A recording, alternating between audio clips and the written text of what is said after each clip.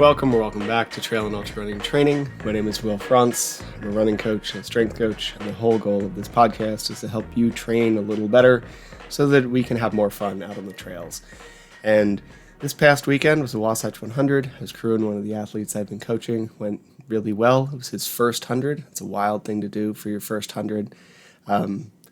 But he applied to the lottery expecting he wasn't going to get in, and he got picked, so he trained for it really hard, and he finished it in like 34 and a half hours. I hope to have him on the podcast later, and he can talk a little more about it from like his story perspective, etc.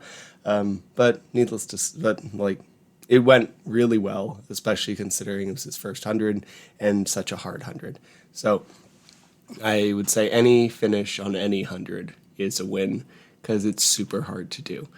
And today let's talk about, are you solving the right problem? I think is how I want to put this out. I think I put an email about this out a little bit ago, but want to get a little deeper into the idea, and especially with some visuals, I think it may help. And if you find this purposeful or helpful, please hit follow or subscribe or whatever relevant button you can click on the platform where you're watching this, or just share it with someone. It would also be really nice just to like spread this out.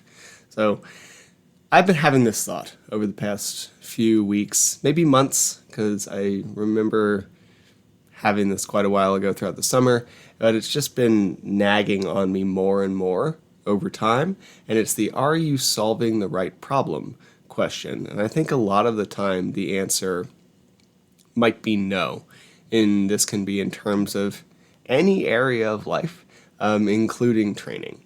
Now, one of the places I really remember having this was someone I'd been coaching. He really struggled with pull-ups, and he did fine.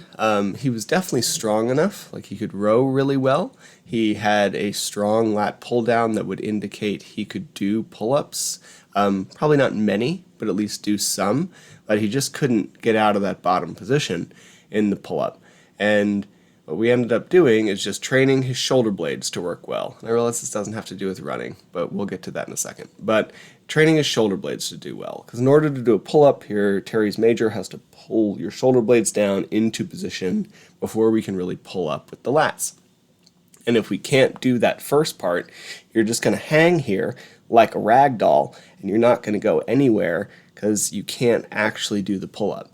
So we did 0 pull-ups and very little vertical pulling work for, I think, 6 weeks or so, and just trained his scapula to work. And then we went back to pull-ups, and he did 3 out the gate. So it had nothing to do with strength. It had to do with the fact that, or it had nothing to do with strength of like the bigger muscles of his back. He just couldn't get his scapula in the right place. And he'd been trying to do this for a very long time, but he was trying to solve the wrong problem. So we need to be able to assess what we're actually trying to fix if we're going to make progress. Another example from the strength training world is me. I struggle to bench press without pain. And personally, I think the bench press is kind of a silly lift that doesn't really matter.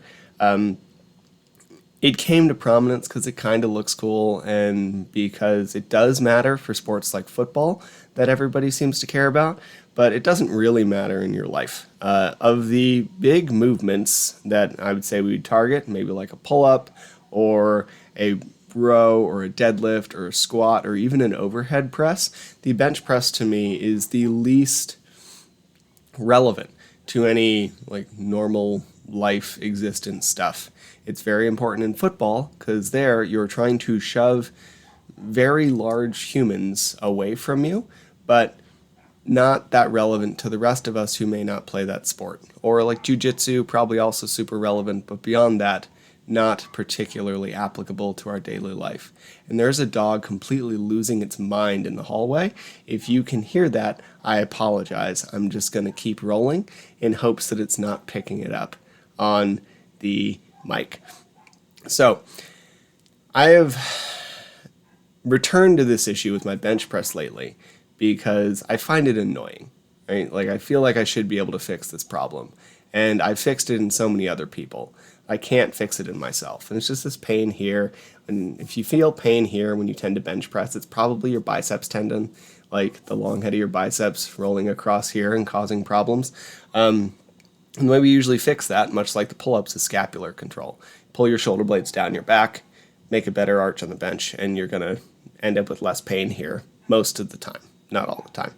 And I just couldn't get it fixed. So I asked a coworker. He's a competitive power lifter. He watched me bench for 3 seconds and had me here. And when I feel like I'm symmetrical, I'm not. So my right arm sits higher when things feel symmetrical. And I couldn't capture this on video very well from the angle I had to film. If I'm actually symmetrical, it feels like my right side is doing a lot more work. So he pointed that out to me, gave me a quick fix, and now I don't have pain anymore, which is super cool. Again, don't really care about the lift. I care that I can't do it because I want to be able to fix it. So was able to bench more than I have in a long time without pain, which was the whole goal. Not the actual lift itself, but the repairing factor. Now, you can learn a few things from this idea. First is that the answer is often simple, right?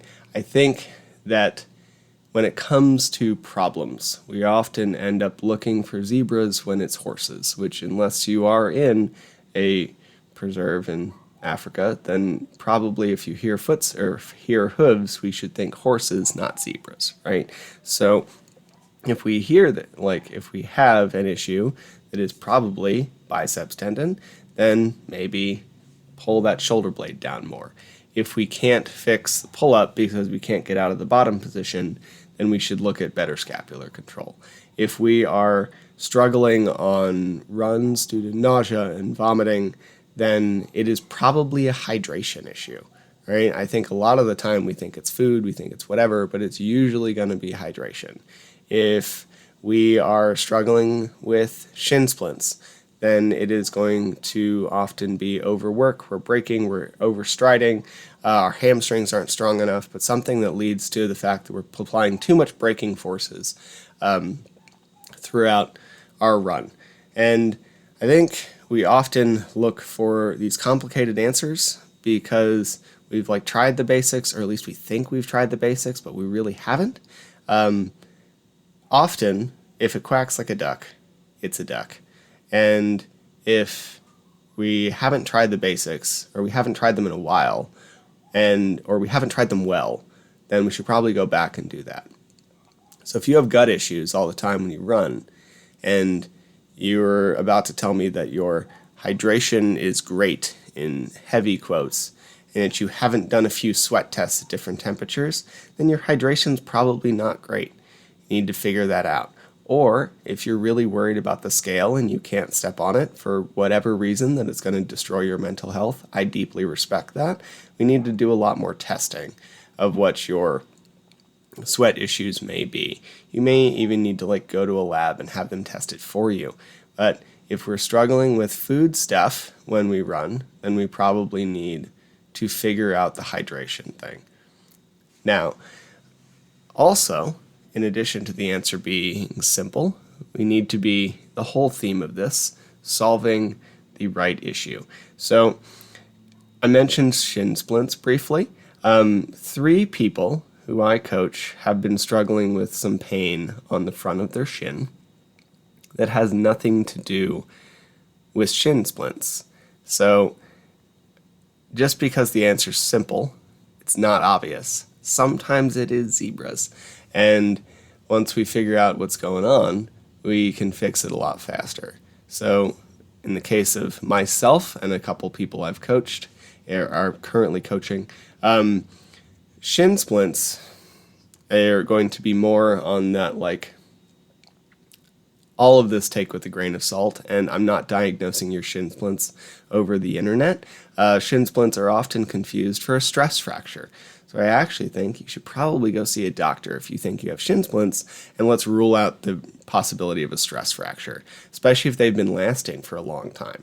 Now, all of that said, once we rule out that stress fracture, if your shin splints are if they're shin splints, it's typically going to be on the outside because it's usually related to some level of like muscle soreness or pain or overbeating of your tibialis anterior, which is that kind of big side front of your calf. Now, the pain that I was experiencing and a couple people I coached was actually on the other side of the calf.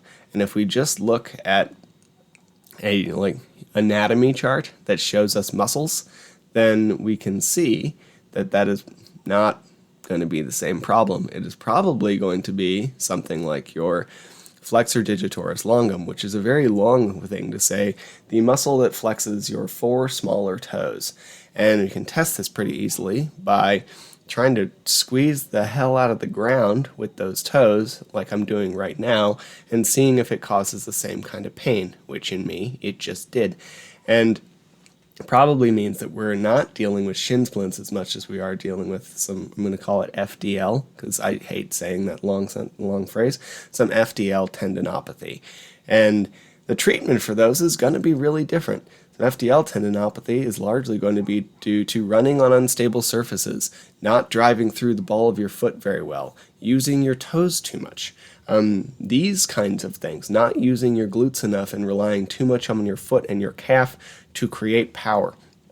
And when these things have flared for me, it's not weird that it kind of comes up on sandier surfaces, rocky stuff, after I've done lifting where I might be using my toes for a bunch of stability, and treadmill running at the gym. If I pick the wrong treadmill and like the slippy belt one, there's a couple slippy belt ones prior to somebody fixing them recently, and it flared way more on like treadmill 4 than it did 5 because 4 was a slippy belt one.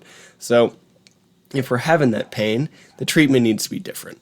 Right? I've helped people deal with shin splints, and that's usually make the hamstrings way stronger and fix the overstriding problem, and then maybe pull back on the downhills for a little bit.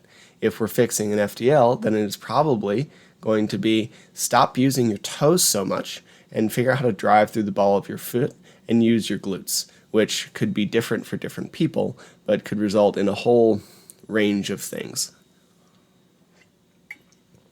But we have to figure out the actual problem before we can fix it. So a lot of the time, most of the time, the problem is going to be simple. Sometimes it's going to be obvious, I would say more often than not, but we have to make sure we're fixing the right thing. And then finally, if it's not obvious, then maybe ask someone for help. In my case with the bench press, I asked a coworker and he fixed it in like 3 seconds just because he could see me differently than I could see myself. And because he's a competitive powerlifter, he had a really good like warm-up drill for me to do to fix it pretty much instantaneously. And same kind of thing with me helping people fix the foot thing, the shin thing. I'm currently struggling with this problem, and I happen to exist in a world where I spend a lot of time reading anatomy books. So I knew what to look for, whereas you may not. If you've never dealt with this problem before, then we might not actually know how to fix it. Most of the time, injuries and pains and whatever are going to be pretty fixable. I mean, if we're going to be honest, like it's a tendon issue. That means you're going to put some load on the tendon without putting too much load on the tendon, and we're going to try to figure out running form that's causing the problem. So fix the form, load the tendon to make it stronger without overtaxing it to damage it. That's the whole repair mechanism. So when we know what we're doing, we can do something like isometrics to do like pull the toes in really hard into the floor for 15 to 30 seconds a couple times a week to create some stimulus, and then we can run better. And by better, I mean mostly pushing through your ball of your foot rather than doing the toe thing, which for me is really hard, but it's been helpful, and it's been helpful for people I've been working with as well. So sometimes you need to ask for help with someone who knows what they're doing. Be this nutrition or food, maybe talk to a dietitian. If you have issues with strength stuff or injuries, then maybe talk to a trainer or a strength coach or a PT, depending on where you are in the like severity bucket of these things. If you can't figure out your run programming, like if we can't get faster or we're struggling to make improvements cardiovascularly, then talk to a running coach. And it might not be this long engagement. Maybe you just do a single consult and they point out something for you that we're lacking here. Do that plenty of times for people. But occasionally we need to ask for help. And if you've been struggling for a while, it's just kind of silly not to, right? Like, it's one of the reasons that I have a free 30-minute consult, because I've been in a place where money was not stellar. It's still not stellar, but I've been broke as hell before. It didn't mean that my athletic goals were any less desired, because I still manage my mental health through movement, right? So offering a quick 30-minute chat feels like a thing that I would have appreciated in the past or needed. And if y'all need that, reach out. I'd love to chat with you. Anyway, so let's run over some points of this long rambling mess of a podcast episode. Basically, if you have an issue, you should make sure that we're solving the right problem. The answer is often simple, but simple is not always obvious. So make sure that we're actually targeting the right thing. Once we figure out we're targeting the right thing, it should be a lot easier and a lot faster to fix. And if you can't figure that out fairly quickly, maybe ask for some help. I see this issue a lot, especially when it comes to injuries, where people try to self-fix and self-diagnose. And when we're looking at something like an injury or a tendon problem, I don't think many knew this, I didn't, that I think past 2 weeks is technically a chronic injury, because it's the time where we probably have created enough damage to where it's going to be prolonged, right? So if you, here, a perfect example from my past is plantar fasciitis. I ignored that shit for such a long time, and it's because it just kind of felt like my foot didn't feel great. And then after 4 or 6 or 8, I don't know, I'm an idiot. It was really long. It was way longer than was reasonable. This is one of these things with strength professionals. We often just ignore it until it's a real problem. Anyway, so a lot of the time, so with the plantar fasciitis, it was just it got way out of control, and then it took me months to fix. Whereas if I had just asked someone when I first felt the pain on the bottom of my foot, it probably could have pulled back for a week and a half from training, added some extra stimulus to the foot, and maybe didn't have to deal with 6 to 8 months of somewhat excruciating foot pain. Off and on. It's not permanent. It's not constant either, but whatever. So if you have this issue where something's coming up, especially if it seems to be injury related, maybe get a professional opinion before you have to suffer for months. If we are going to create tendon damage and it's been around for a few weeks, maybe plan to have a long rehab, because it's already probably technically out of control into the space of tendinopathy. If you catch it really early, then maybe we can be a little preventative. Anyway, ask for help if you need it. And I'm here. If you need anything, shoot me a message. I'm probably DM on Instagram, or if you have my phone number, just use that.